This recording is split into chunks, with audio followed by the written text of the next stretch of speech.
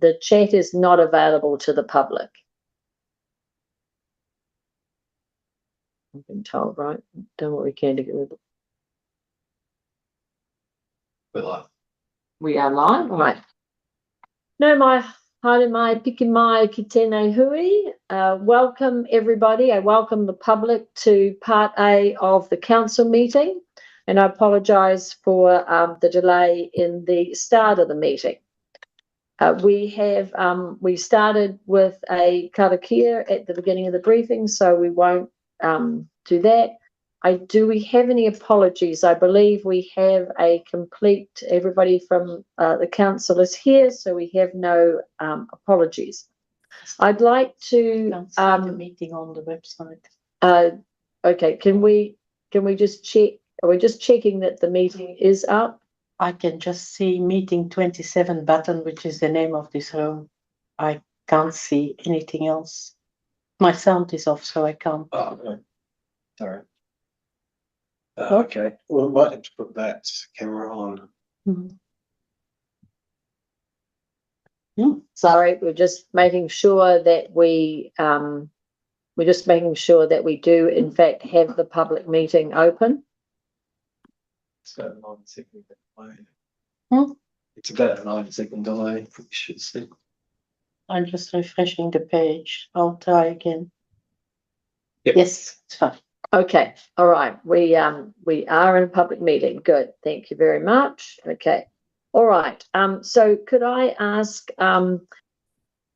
just draw everybody's attention to the conflicts of interest policy and ask if anybody has any conflicts to declare in respect of the matters that are being dealt with today.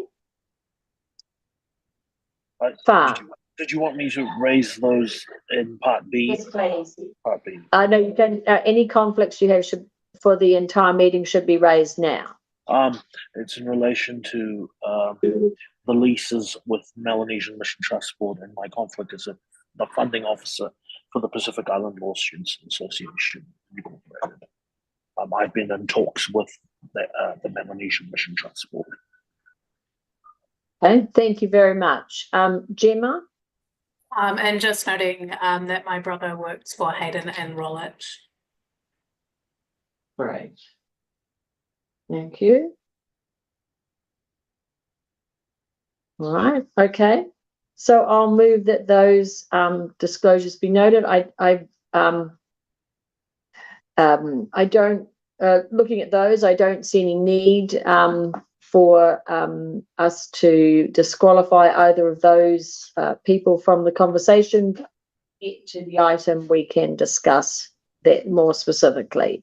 So in the meantime, I will move that those disclosures be noted and the action taken be endorsed. Julia Tommy, could I ask you to second that, please? Thank you very much. Okay.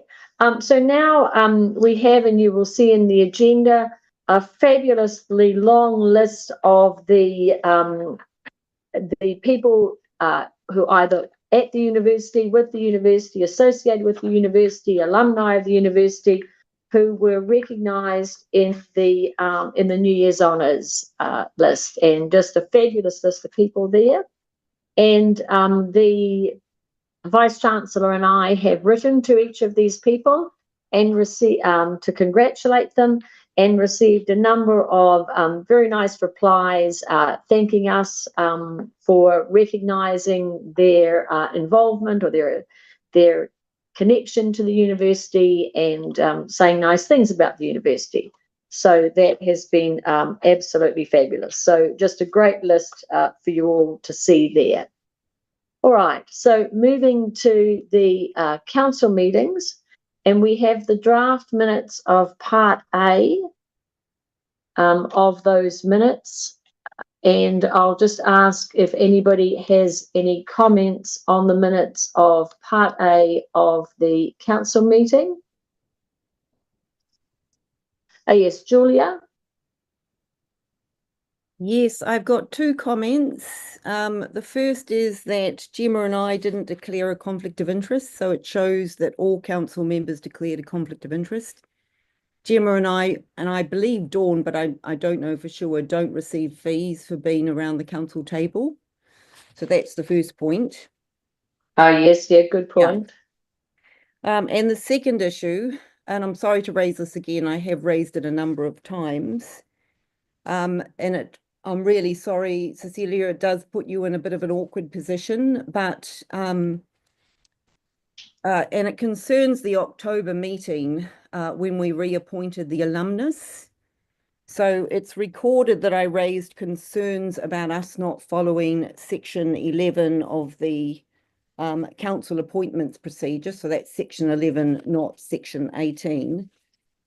But it wasn't that I raised concerns about us not following it. I said that we didn't follow it. And that was a meeting I'm sorry, I must be in the wrong minutes. Can you point me to where you are in the minutes? This is part diligent page 9. Diligent page 9. Yeah. Okay. Oh, yeah. Okay. Right. Okay. Yes. So yes, right. We were reappointing the alumnus member, and the Right. procedure to follow is section 11 of the council appointments procedure. And that was on Zoom meeting, so it's actually recorded and you can watch it online, and it's quite clear when you watch it. I'm a person with the right idea but the wrong procedure. So section 11 of the council appointments procedure says that the Vice Chancellor's review and Executive Remuneration Committee, when a member comes up for appointment, is to advise council on the merits of running an expression of interest or not. And then council is to decide whether or not it runs that expression of interest. But when you look at those at the recording, we don't receive any advice and we don't make the decision not to run an EOI. So what I was raising in December is that the minutes of October showed that we followed section 11 when we in fact didn't. And I think that does leave the university in a little bit of a awkward situation, because we are risk adverse when it comes to the governance strategy. And I think it means, you know, if we haven't followed an appointments procedure, that we're open to challenges or to the perception that we're not acting with integrity. So my suggestion would be that we redo that appointments process. And, you know, if we were going to be really robust, maybe use the more robust EOI process. But that's not my decision to make, that's council's decision.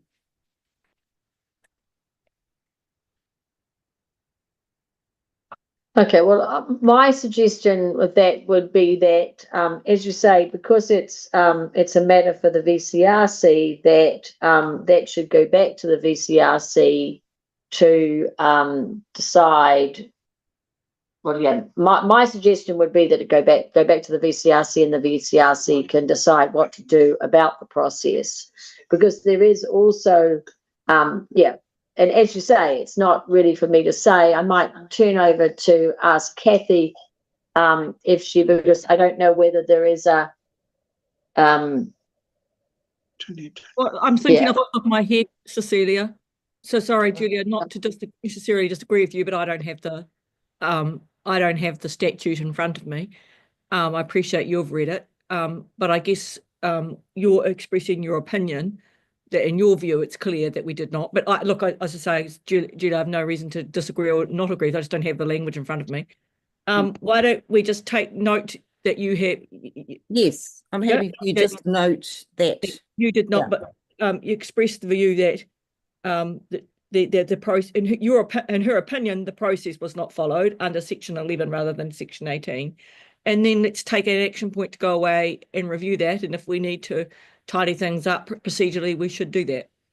And we should also correct the minutes for the October meeting, which still show we followed the process. Adrian, do you have any comments?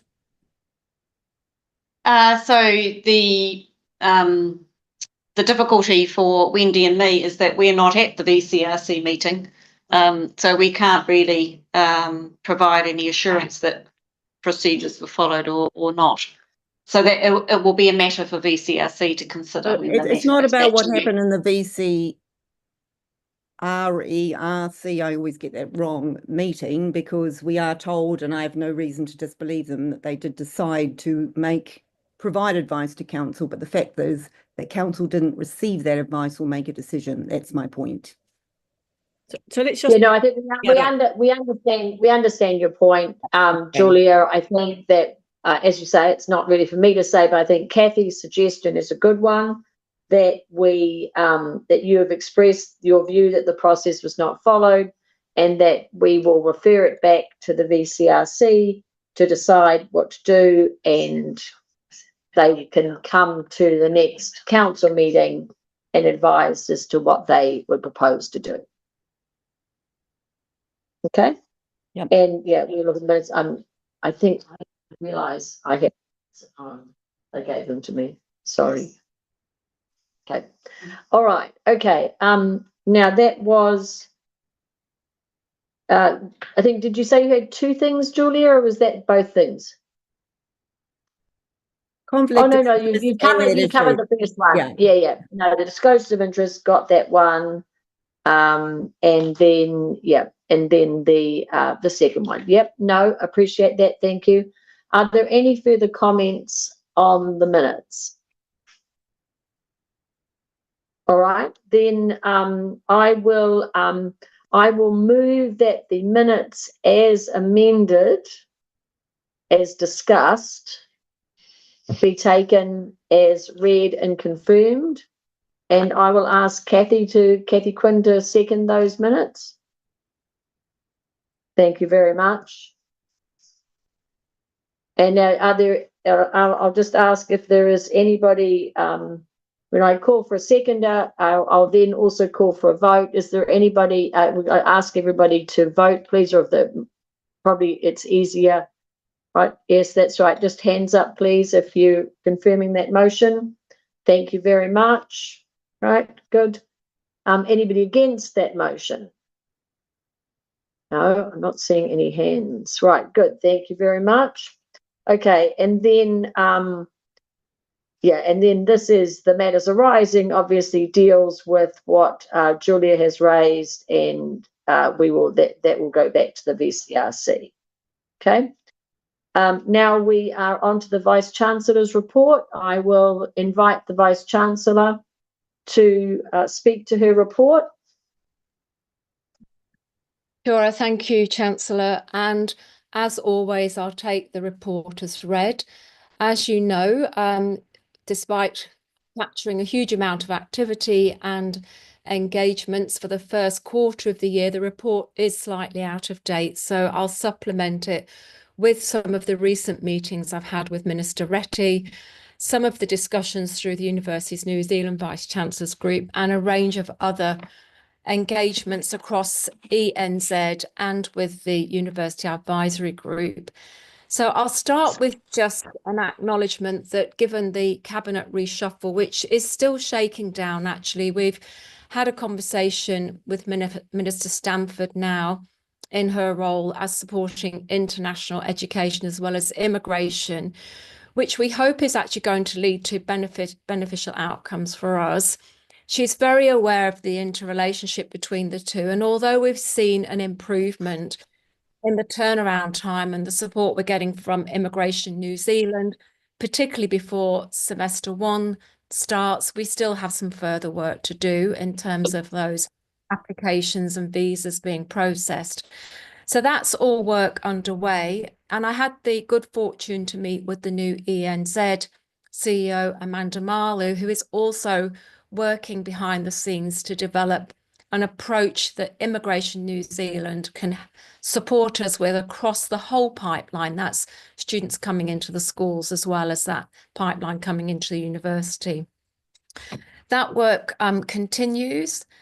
We've had a meeting with Minister Retty, and I was pleased to have him on campus very early in his appointment in making the announcement about the applied doctoral scheme, which is an extra $20 million over a period of time to support those applied doctorates. It's a joint programme of work, of course, with other universities, but it really is actually quite a significant step towards that application and translation and impact agenda that you're hearing so much about. Minister Retty has been talking to us about his priorities, and I thought it would be useful just to reiterate those in terms of where he's heading. So his 4 priorities are participation in higher education across the board. And that's one of the areas of interest also that the Office of the Auditor General has alerted us to being interested in, that and retention. And so the second of Minister Retty's priorities is retention and completion of students once they're into higher education. And the OAG has signalled it will be doing further work auditing retention across specific cohorts. And he did mention Māori Pacific and other equity groups, but overall very interested to understand what all the sector is doing in terms of retention and attrition of students. The third area of priority is commercialisation.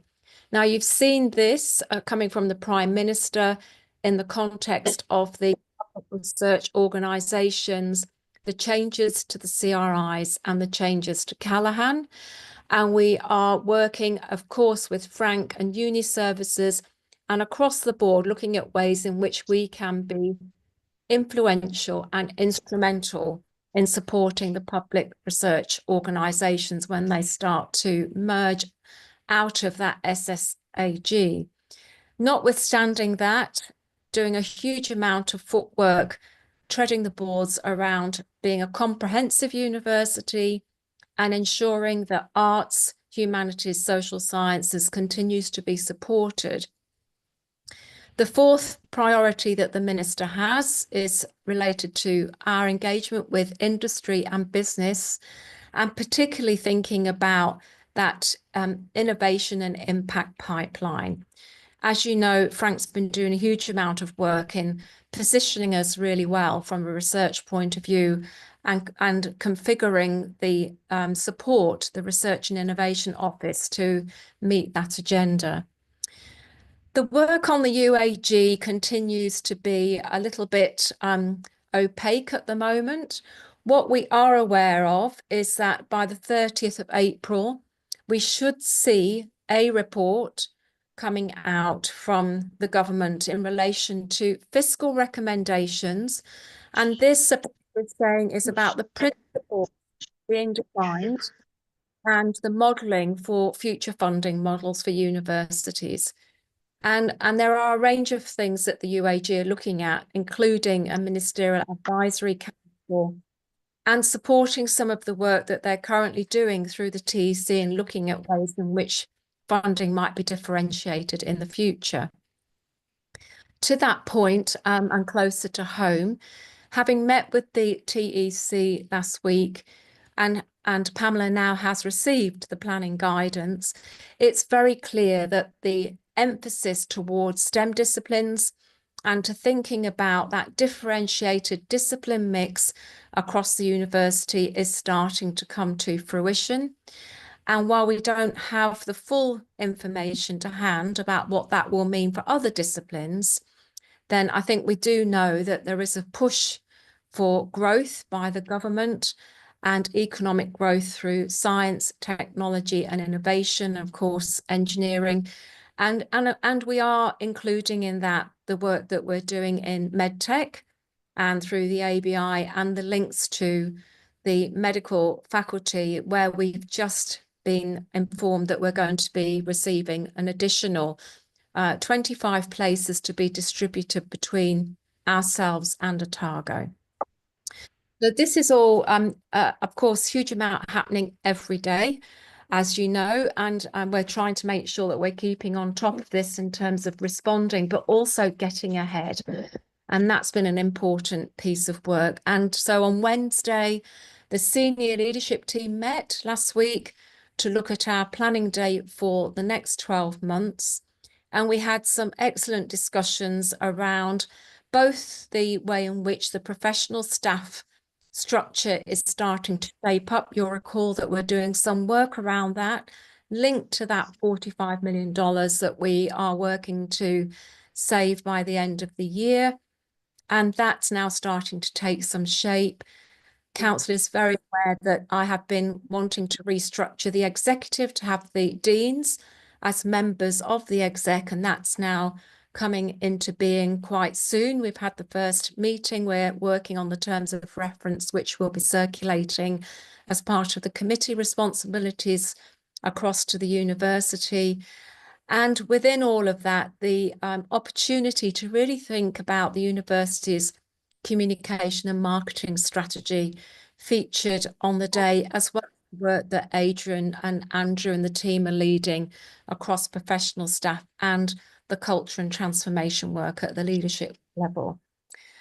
All of that is very high level. And of course, the external and the internal environment is very feverish. Not surprisingly, Council's aware of some of the challenges we've faced with the external conflicts across a range of areas, including some of the challenges to funding coming through the US changes to their regulation and funding of US support for scholarships and research. And of course, internally, we've been working through a whole of initiatives, including looking at the law and business and economics school proposal, which of course we'll be talking about later, but a range of other initiatives as well. I should say we've had a fantastic start to the year in terms of onboarding of students, O Week, and just generally the atmosphere on campus and having the students around has been really lively and dynamic. And some of that obviously is centered around our new Hiwa Recreation Centre, which is not only thriving, but really creating an opportunity for students to have fantastic meeting spaces. And it's great to see that that's the case. I think I'll stop there. There's so much in the report that we could go to, but that's probably a high enough level for now, Chancellor. Thank you. Could I see, are there any questions for the Vice-Chancellor on her report? Jonathan. Yes, I'm on page 3, Dawn, and it's a little table. And there's a line there that says domestic funded. And I just wanted to be clear that I'm not to compare 23,000 to 30,000. It's just sort of the time of year. And so you can sort of ignore it. It looks like there's sort of a big drop, but I'm assuming because it's February, the data just isn't relevant. So it's apples and oranges. Do you see what I'm saying? And Tim's nodding. Both in agreement. I mean, if you wanted good. to have no, yeah. It's timing. Just wanted to confirm that. Yeah, good. Thank you. Right. Julia. Yeah, I have a couple of questions, just clarification and maybe a little bit of a comment. So I'll just ask my questions first and comment, and then I'll leave it to you to respond, Dawn. So I'm looking at page 25 on diligent, and I'm just asking for a bit of clarification what we mean about conducting culture diagnostics and developing an organizational culture plan and culture transformation. And we also refer to an engagement and listening strategy, which I'm assuming refers to the employee surveys that we've been bringing out approximately every 5 years. And just a comment around that, I realise that staff provide a cacophony of sort of voices, particularly around controversial issues. But I do think it's really significant when faculty, I'm not just talking about law here, across the university, do make well-reasoned, well-argued submissions into university policy processes, that those are given quite a lot of weight. Because, of course, if we don't feel heard in those things, then rolling out a staff survey feels a little bit performative. Sure, Julia. Thanks for the questions. I'm going to start with your second one first, and I'll invite, and I don't think Andrew is on the Zoom, No. but no, but I can comment on the second one first. So on the sentiment surveys and the surveys, so in the 5 years that I've been here, we've done 3 in 5 years. Normally prior to, so yes, I think I just want to correct the fact that it's every 5 years. So what was happening before I arrived is we were doing them every 2 years, and we were engaging an external consultant. And in terms of the external consultant, we were selecting questions that were available to us, and we were able to make some modifications to those. But when I arrived, it was important, I think, because we were things have changed.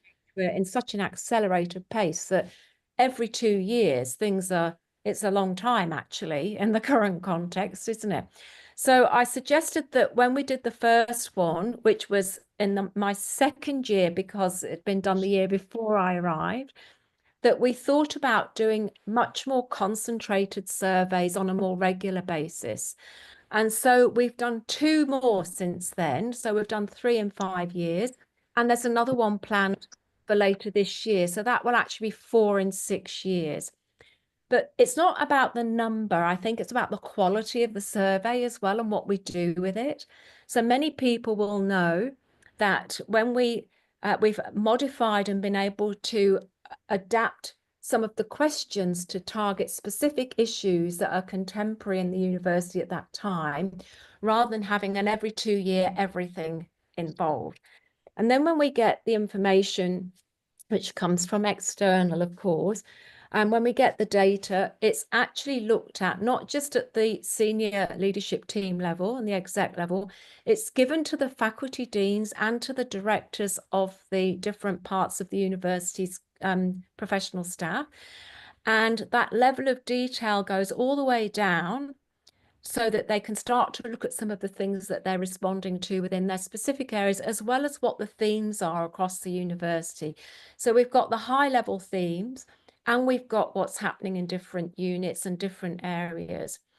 Now, one of the things we spoke about in the meeting on Wednesday last week was Andrew talking through the process and plans for this year's sentiment survey and pulse survey. So I think that's really important to get that sort of structure of it not being every 2 years, but more frequently, and also really much more targeted as well. So that's I think the first comment I would like to make. Now, Andrew's not here, but Andrew has been leading with us. Sorry, I'm just looking at I wanted to refer directly to your point here, the cultural diagnostics. So Andrew's been leading a piece of work with his team on looking at developing that. So there is a diagnostic piece of work that is done. It's something that comes through both the employer survey and a whole piece of work that then crystallizes into some diagnostics, and then developing the organizational culture plan in the context of the future workforce, because of course that's also changing as well, Julia, in thinking about, if you're going to have, let me use this example, if you're going to have a workforce that is spending more time working from home. Now, I'll use that example. I'm pulling it off the top of my head. Or engaging more with AI or any of those things, then what sort of culture do you create to build the community and to bond around those various themes in our strategy and values? And that's the work that is currently just starting to be talked about through the senior leadership team. So I think, as I say, it's early days in that, and another survey will help very much with that. And I hope that gives you a bit more flesh on those points. But I'm also happy, if you're interested, to put this onto the all staff Zoom, have Andrew talk about it a bit more. Gemma.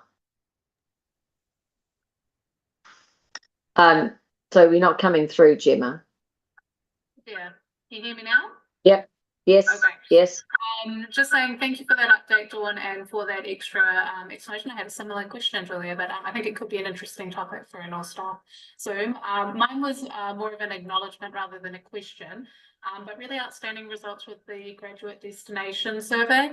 Very affirming for us as a community to know that all the efforts that staff are making are incurring outcomes for our students. And then also in terms of our Fs, I appreciate this report was written slightly before the start of semester, but to share with our fellow council members that things have landed really favourably and that teams have been working incredibly well together across the university. And I'm really proud of our professional staff and the way that they've come together to make this happen. There's been a number of really good gains, and they're now in the hands of the teaching and learning environment and all our pastoral care staff. So just really excited about the year ahead. It's been a very exciting start. Kia Kia ora, ora. Gemma. Kia ora, Gemma. Great acknowledgement, because a lot of this work goes on, of course, before the semester, a huge amount.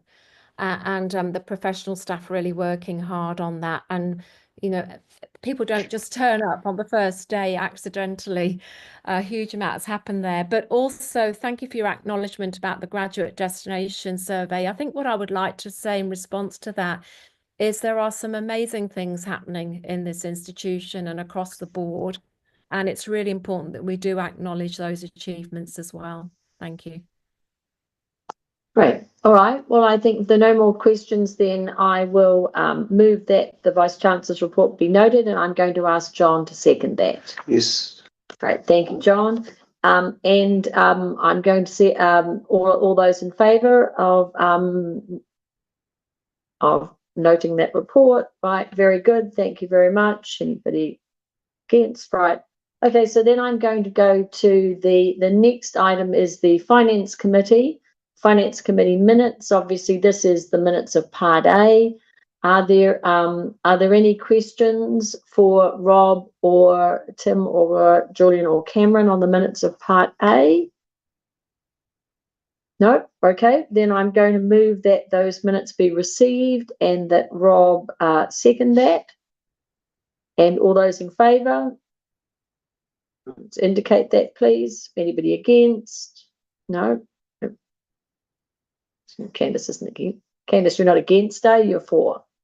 Good, right, yeah, for, thank you. Okay, then I'm going to go to the Audit and Risk Committee, the Part A minutes.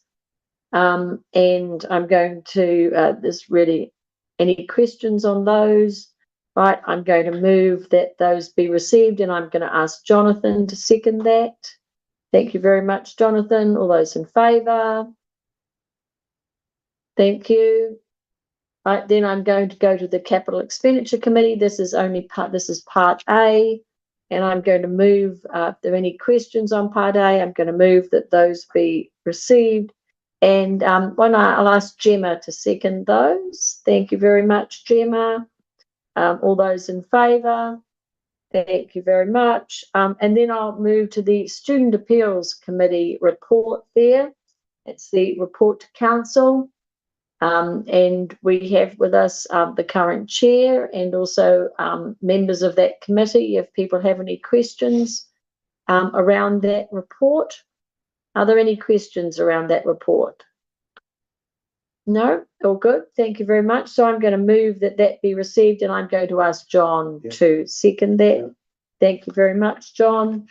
I'm then going to move to the report of Senate. And I'm going to turn to Dawn if she'd like to speak to the report to Senate. And we also have with us Simon Holdaway, who is the acting DVC Education. Is that right, Simon? Yeah. So Dawn, you first. Yep, curious, Cecilia. Thank you. So we had our first meeting of Senate, as you can see from the papers, in March, and the three meaty items on the agenda that I'll speak to, and there's obviously the other reports that you see in there, but I'll just talk to these three items, and then if you've got questions on the other items, that's also fine. And I'm going to ask Simon to chip in as well. So I'll start with one that is probably relatively straightforward to deal with, which is that for some time now, I'm going actually to start with the item that's in the Senate summary there under C. So this is under C, freedom of expression. And I'm going to start with that because that's probably the straightforward one. What we've been doing as a Senate, as you know, councillors have multiple reports on this. We've been working towards the development of a freedom of expression policy, and we've been doing that work over a long period of time, 5 years now, actually before my time, so longer than that. Sir Peter Hunter led the group. We've also done some further work linking it to academic freedom. And to cut a long story short and not repeat myself, of course, we ended in Senate last year with a policy that we were debating and discussing. And at the same time, the government has determined that it will be working through legislation that will be going through Parliament soon. And so for all universities. And so we've decided that, as you can see from the note, that until the legislation was available, there was very little point in us doing further work on the creation of our policy in order to make sure that we're aligned with the work that the government is putting together in that legislation when it becomes available. I'm sort of understanding that it's imminent, but we were told it might be imminent in December and we're in March. So I'm not sure what that means, but that's work ongoing. Then to the matter under A, the consideration of future faculty arrangements and the recommendations. We have a large Senate minute of this, which Council will be referred to. As you're aware, I've suggested that we have an extraordinary meeting of Council, public facing, in that we can discuss not only because I'm referring directly to Senate here, the Senate advice and the discussion that took place at Senate and the subsequent vote, but also the review committee's report. This was the review committee that reviewed the 793 submissions and made some recommendations and engaged with that group of students and some independent experts and a range of other people to come together to look at those submissions. And that we actually have a separate discussion about this. And I know that, Chancellor, you've agreed to that, and that we'll be looking to a separate date to have that in Part A as a public discussion, given that we were not able to meet the timeline under our standing orders, under the orders, to be able to do this in this meeting. So I'm going to just suggest that we put that to the next meeting, which I'm hoping will be quite soon. And then I want to come to B, which was the CFT. Now, Council are very aware that last year we had a meeting of Senate and Council, which we agreed that we would go back to Senate in March, and that during that period of time, we would undertake 2 or 3 pieces of work that we will report back to Senate on and then through to Council. So since that time, I asked Simon Holdaway, who is in the acting DVCE role, to convene a group to look at essentially 2 or 3 things which he could speak to, one of which, of course, was related to our transdisciplinary courses. The other was related to Waipapa Taumata Row. And the third thing I asked him to look at actually was to look at what we were doing in Flexi Choice. And so Simon has led that piece of work, and he reported that back to Senate. And I'd like to have him speak to that report and provide an update to Council. And this is really a progress report, because what we've agreed is we would like more time. I've suggested that Simon really work with the faculties on these issues between the Senate meeting that took place on the 3rd of March and the next one, which is taking place in April. And so there's further work underway, and there will be the whole of this year, Chancellor, as you're aware, because that was a commitment that we made. And I'd like him to talk to where we've got to, but noting this is a progress report rather than, really asking or seeking Council to endorse or to review anything in particular, because we're coming back again. Of course, we've got a Council meeting in April after the April Senate meeting. So can I hand over to Simon at this point?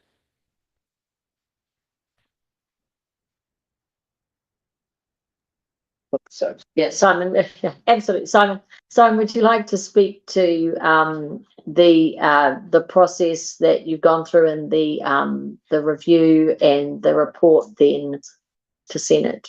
Certainly, and thanks for the opportunity to talk about this. The report that colleagues on council will see in front of them is indeed a draft report that a group that I convened initially formulated. Perhaps just, I mean, obviously, in the main papers, what the council members are seeing is the summary of what happened in the meeting. The report that Simon's referring to is in the resource centre. Okay, so. Okay, thanks for that. So we met initially a group that was had the Associate Deans, Academic Deans, PVC Education, PVC Māori, Teaching and Learning Director, Adrian New there as well. And we met to consider those three areas indeed that the Vice-Chancellor outlined. We wrote out some recommendations that we then took to two different groups, certainly to the Senate meeting, as the Vice-Chancellor indicated. But before that, I had the opportunity to attend all 6 faculties that, thanks very much to their deans, organised special meetings, faculty meetings. Half of these were online and half of them were live. And I took the 6 recommendations to those meetings to really get feedback from colleagues directly, which indeed we did. We also had the opportunity to get further feedback after I talked to each of those meetings. A number of the faculties had subsequent discussions. Bridget and I both received a number of email correspondence. And indeed, we got feedback in the Senate meeting. Now, we've taken all that feedback together. We've had an initial re-meeting of the review group that happened the Friday week before last. We are really working through all that feedback and making a series of suggestions. I guess the basis for these suggestions are summarised in the recommendations, and that really looking at, I guess, the 3 areas the Vice-Chancellor pointed out. Is the WTR course really fulfilling the objectives that we set out, noting that we've had a very successful pilot that was run in science, and the reviews back from that are indeed quite stunning for the course.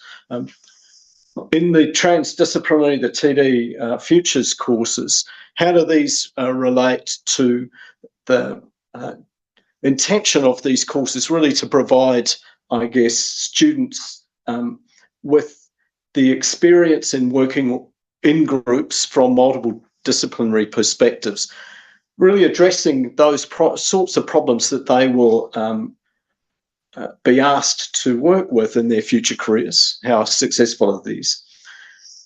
Also looking at the distribution of students as part of running WTR and the TD courses. How are these students distributed across the faculties, and are there any issues that the university needs to look at in terms of budgets, that sort of thing?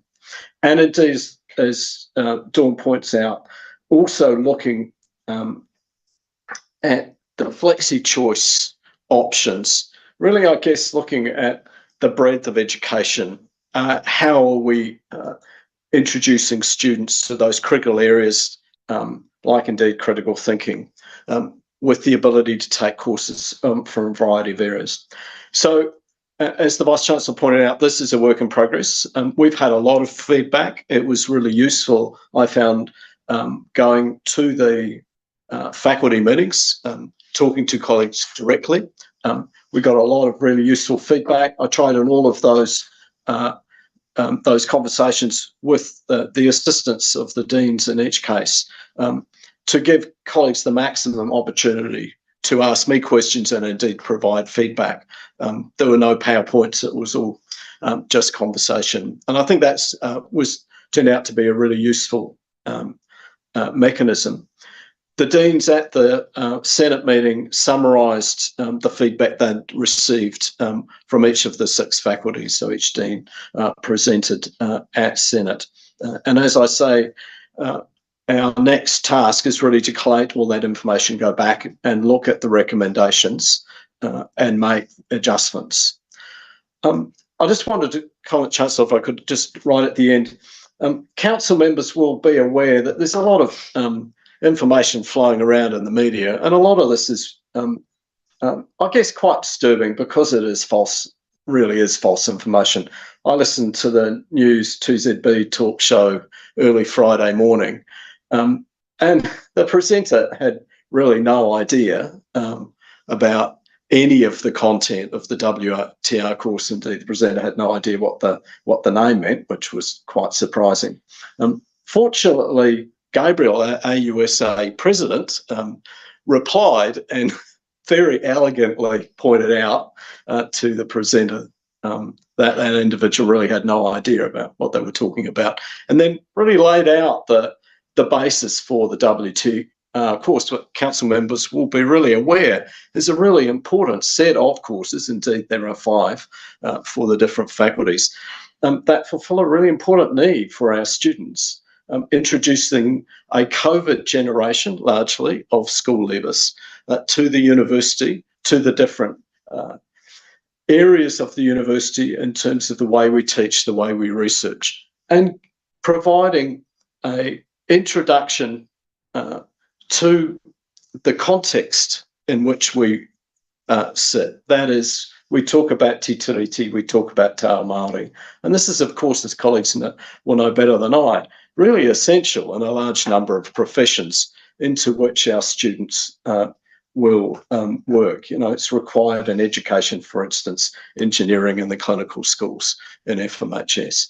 So the courses, we've spent a lot of time working on these courses, designing them. We've piloted one WTR course in science with spectacular outcomes. I think there were around 170 students. They really, really enjoyed it.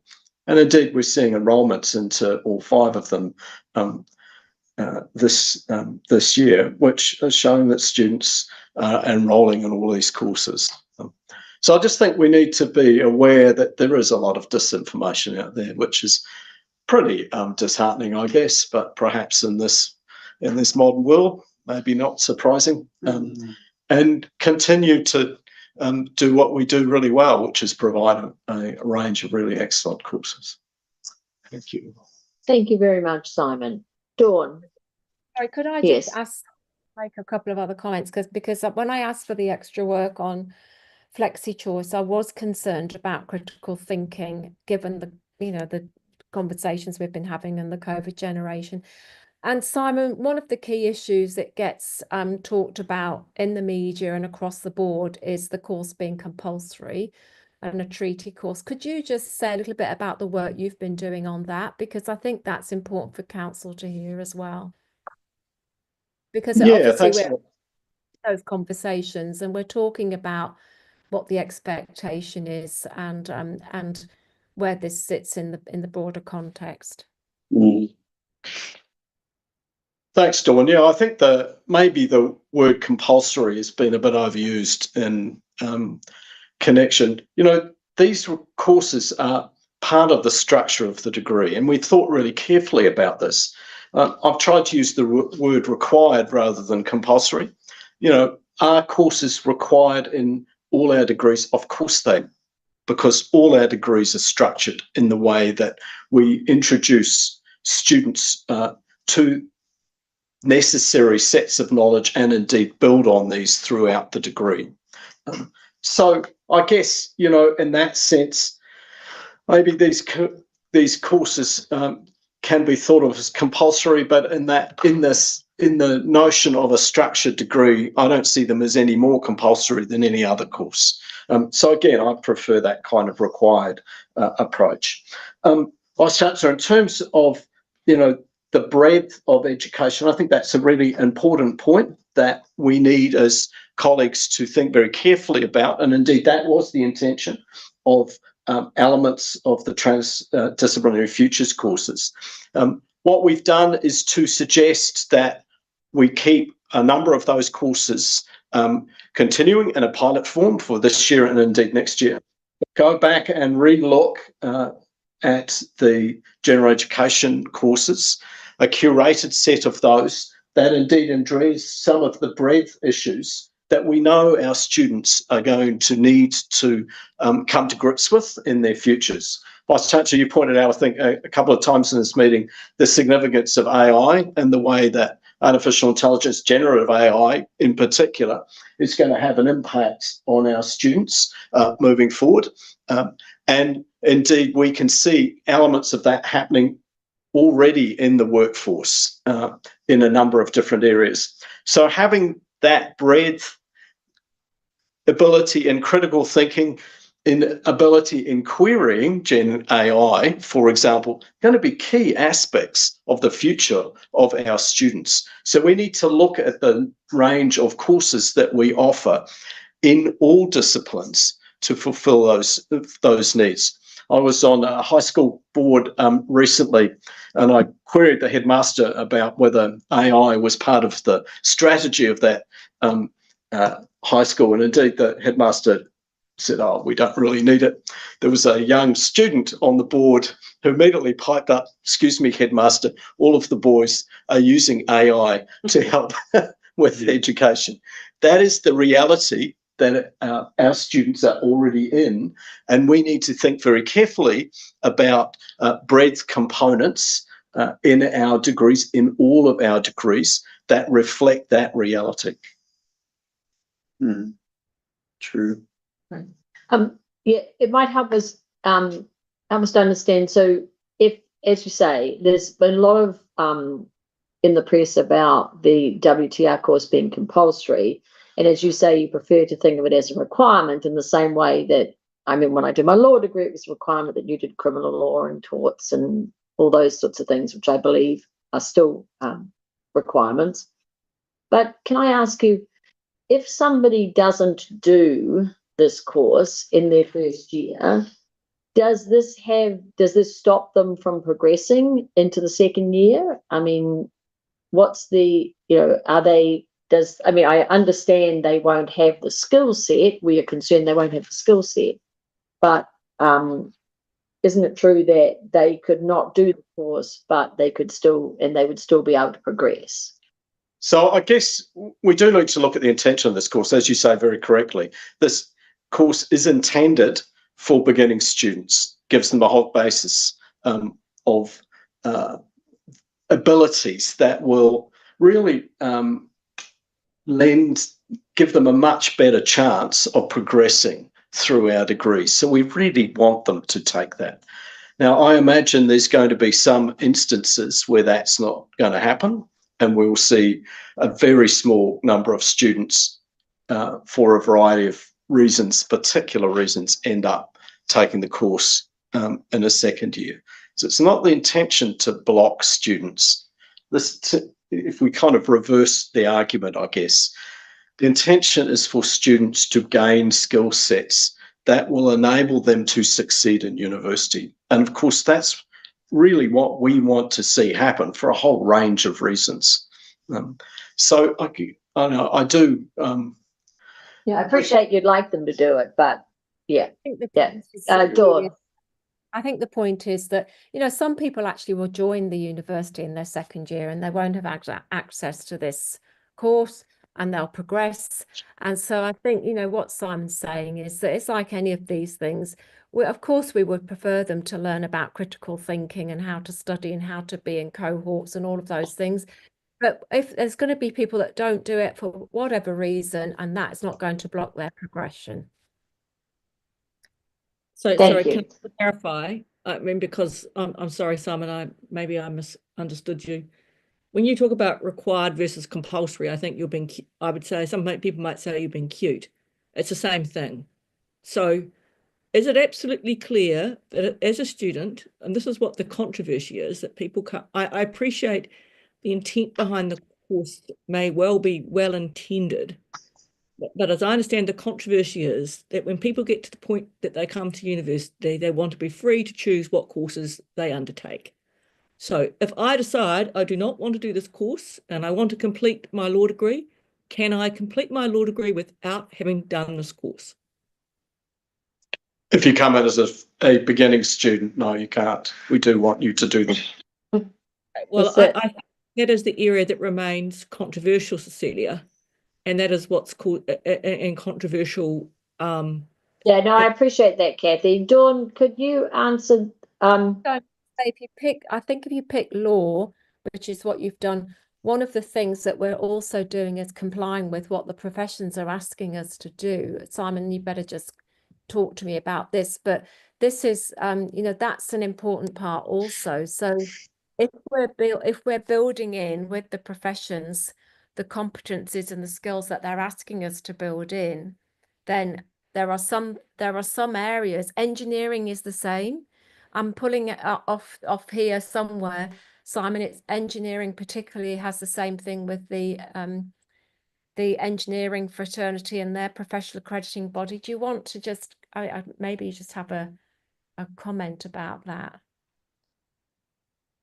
Yeah, certainly. So the Waipapa Tamataro courses, because there are 5 of them, and indeed there's a comment that law does not have one.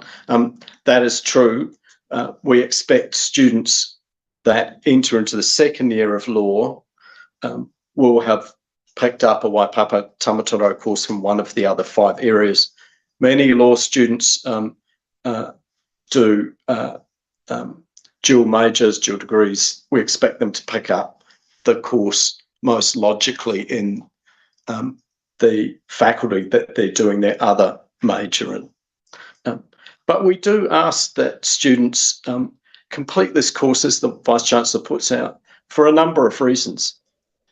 One of these reasons is that we've designed these courses to introduce students to the university. But in addition, these courses provide basic knowledge of te tiriti, taumari, that is a requirement in many professional degrees. Engineering, Vice-Chancellor, you pointed out, is indeed one of them. Education, nursing, that you would know better than I. Undoubtedly, there are other medical professional courses.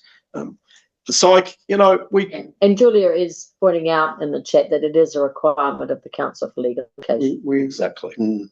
Because you. I was using law as an example, right? I was using law as an example. So. And I appreciate that, Kathy. I appreciate that. Yeah, I appreciate that. But so if it's not right, so can we just be clear? If it's not a requirement of the particular degree, so let's say I'm doing an arts degree and I choose not to do this course, I thought I can do, and I will still have, there'll be other requirements I have to have, right? A gen ed requirement or whatever. But can I fill those requirements other ways and still get my degree? You will need to do the Waipapa Tamataro course. You will need also to do a TD or Gen Ed course, and we are, for this year and for next year, flexing that requirement in the sense that you have to do one or the other. But, you will also have to do 120 points in third year to get your major. Yeah, we do appreciate that. We just wanted to clarify that. Okay, so so I think we've got the answer to your question, Kathy, right now. Far, you had a question. Yeah, and it's regarding Waipapa Tamataro. So it's just confirming again, Te Ao Māori and Tikanga is only one component in that Waipapa Tamataro course. And just, again, to confirm, and for those watching our proceedings, it's in regards to sort of Waipapa Tamataro replacing general education and in part solving some of our, allocating funding that a student might have tied to their specific course, if that was my understanding from so for instance, a med student might have to do Waipapa Tamataro, but they might do Waipapa Tamataro in arts, and then a portion of their funding might go to the arts faculty, as an example. That's my understanding as well, correct? So we would expect a student in Faculty of Medical and Health Sciences to do the Waipapa Tamatoro course in the Faculty of Medical and Health Sciences. There's a bunch of reasons for that, right? Obviously, that course has been designed by colleagues from that faculty to introduce students to the nature of teaching and research in that faculty. And each of the Waipapa Tamatoro courses has some common content, but is slanted, unsurprisingly, to the nature of research and teaching in each of the 5 faculties. Law is the exception, as we've explained. Right?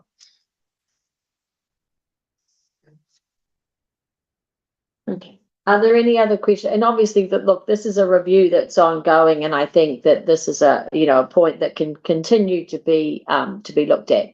Julia, you had a question? Yes, sorry, more just a little comment and a bit of a plea.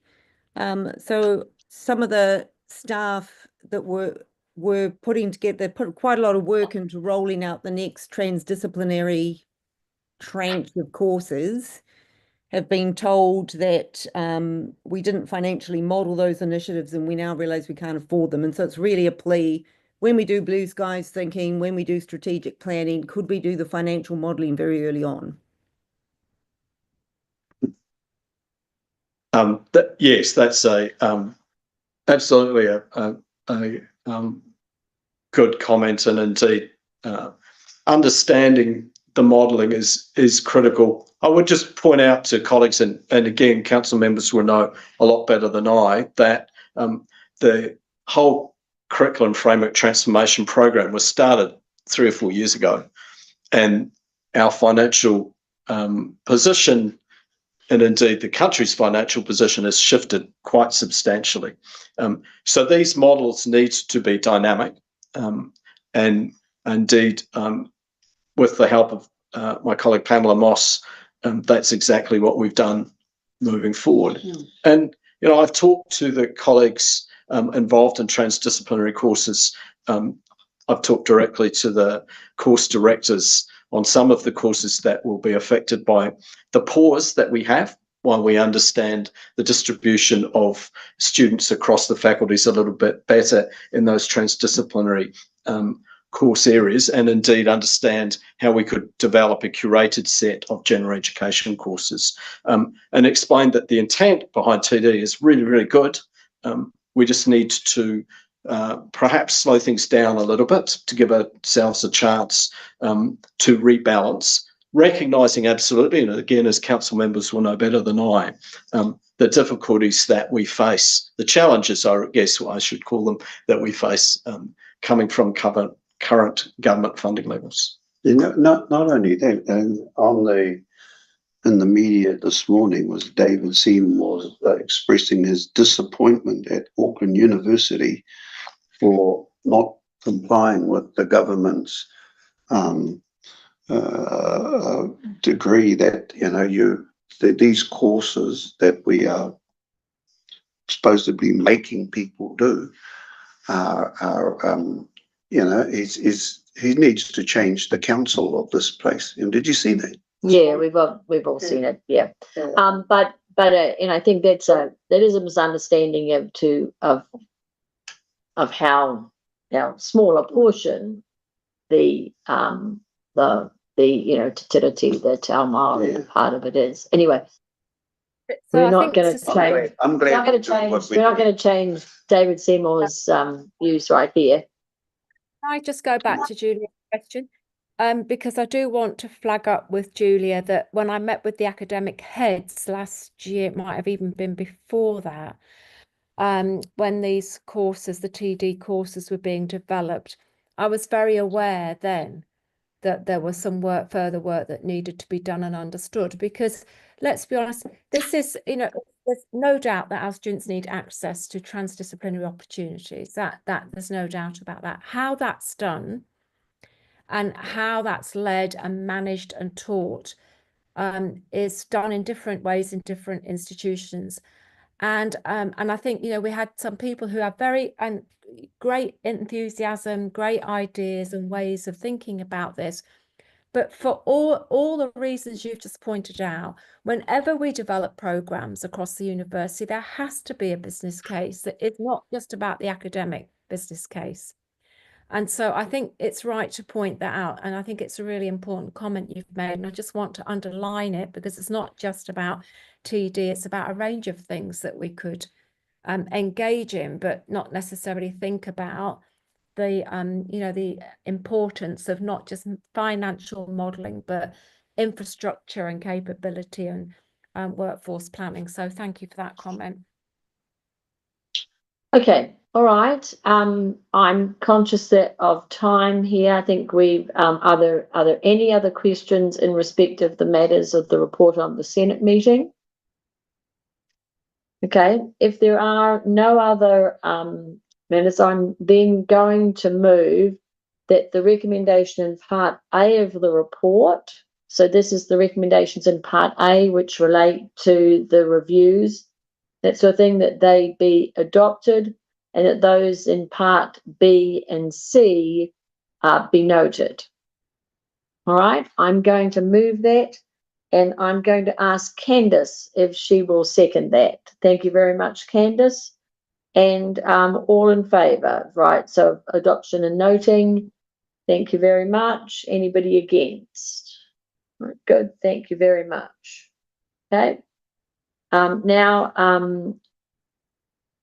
there then I have with respect to correspondence referred by the Chancellor, I've explained that all of the correspondence that we have received in respect of the proposed combination of the Faculty of Law and the Faculty of Business Economics will be made available to the Council in the Resource Centre. Now we're going to the other matters for decision and noting, and we're going now to the matters of the seal. There are one document in which the seal has been affixed since our last meeting, which is the Deed of Novation and Variation Information Sharing Agreement for the Growing Up in New Zealand study, which is between Uniservices, University of Auckland, and the Ministry of Education, which I'm excited about, because that means that they're funding, that they're going on, right? So just wonderful.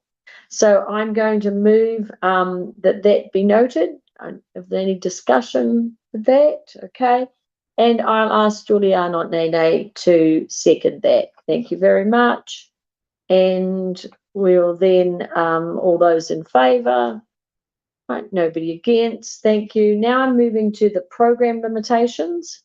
And now this is a little confusing, right, because we are now in 2025. What we are actually doing is we are noting the use of the Provost's subdelegation powers that were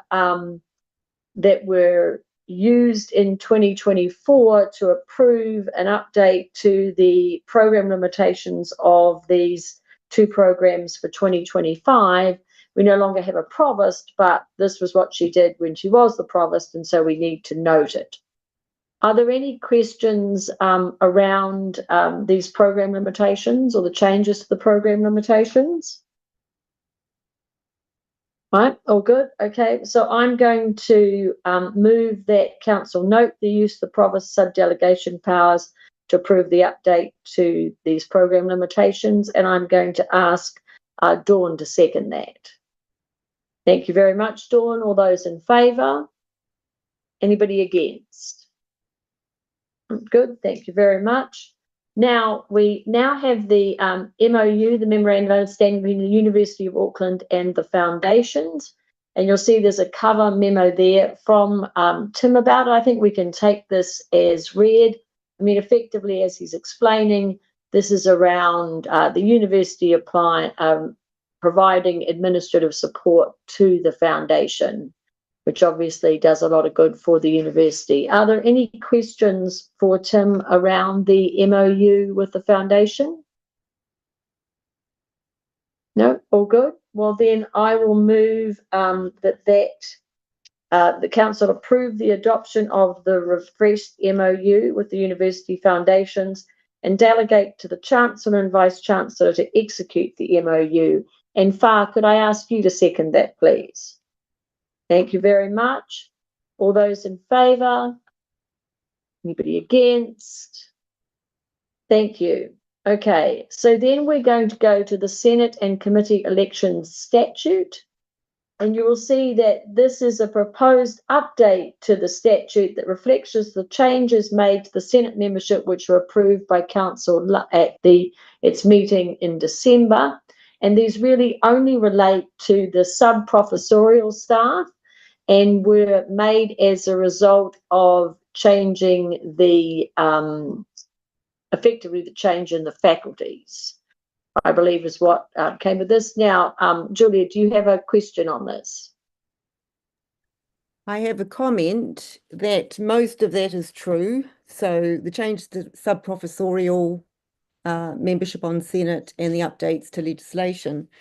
But I think there might have been an error in that we also remove, so I'm looking at page 57 of Diligent, we remove the wording about Senate that it includes all the professors as well as representatives of sub-professorial staff, professional staff and students. And that isn't an update and hasn't been through Senate. So it's really not something that we can vote on without the advice of Senate. So my suggestion would just be to put those words back in. And then it is an update. Can I just clarify? This was raised with me as well last week. Adrian, do you want, and what you, I know we've spoken with Wendy about it, do you want to just advise? Well, I think the change to the definition of Senate is still true. It just now reflects the change in the Education Act, which moves it to Schedule 11 rather than the previous reference. It doesn't make any indication here at all about the membership of Senate. The membership of Senate is in the terms of reference of Senate, and we haven't made any changes to the membership of Senate other than the change that was. This is not an update for the legislation because those words weren't in the previous legislation either. I just think we should run that through Senate. Oh, so just a minute, Julia. We're referring to the 2020 Act. You want us to go, you're suggesting that we go back to referring to the Education Act 1989? Adrian was saying the update is just to reflect changes in the Act. I'm saying this wasn't. There's a new Act. Yes, I know. Right. But the old Act doesn't have these words either. They were in the statute. So if we're taking them out, we're doing something that's more than updating. But it doesn't matter, Julia. I'm looking just at in it. the definitions. Just It saying, doesn't matter because it's something- the only council statute that refers to the Senate as including all the professors. Well, it's just saying Senate, it just defines Senate as the committee established by council under the Act. I don't think it's a big deal. And it includes all the professors. But that's what It is a big deal. That's part of our history at this place. And if we were going to change that definition, But Julia, We're not changing that. we're not trying to change it. Just saying Right, we're not trying to change it that the professors are on Senate. We're not trying to change that. but you're removing it from the statute without the advice of Senate. I would just suggest putting those words back in. That's neutral, and then it just is an update. So it's an update of the elections statute. It's the only statute in which we define Senate as including all academics in this, all professors in this university. No, that the membership is in the terms of reference for Senate. Terms of reference isn't a statute. So I'm just confused because I thought this was about the election of sub-professorial staff, not professorial staff. It is. And that's what that went through Senate. There's no problem with that. I'm looking at the last two words and just saying the last two lines of the document on page 57, the words, it includes all the professors as well as representatives of sub-professorial staff, professional staff and students. Just keeping that rather than knocking it out. On page 57 of Diligent. Happy to, I don't see it makes any difference. I don't think it needs to be there, but happy to have it there. Okay. Okay, so why don't you then, Julia, that you move that an amendment may be made to add back in, it includes Yes. all the professors as well as, etc. Yep, And then, yep. okay, and on that basis, Well, that I'll move that, whole paragraph back in. council approve. Sorry, Dawn? Well, there's a whole paragraph there. It's not just about professors. So I'm No, just you asking. don't need to. No, that's what I'm saying. Yeah, no, I'm going to go. It includes all the professors as well as representatives of sub-professorial staff, professional staff, and students. I'm going to add that language into after 2020 on page 57, right? And then And the rest on of that- it is completely innocuous because that's what's been through Senate and signed off by council. So it is just an update. Okay, so and on that basis, I'll move that council approve the update. And Julia, will you second that? Yes. So Okay, all those in favour? Anybody against? Right, good. Okay, we have no elections. Is there any general business that anybody wishes to bring to part A of the meeting?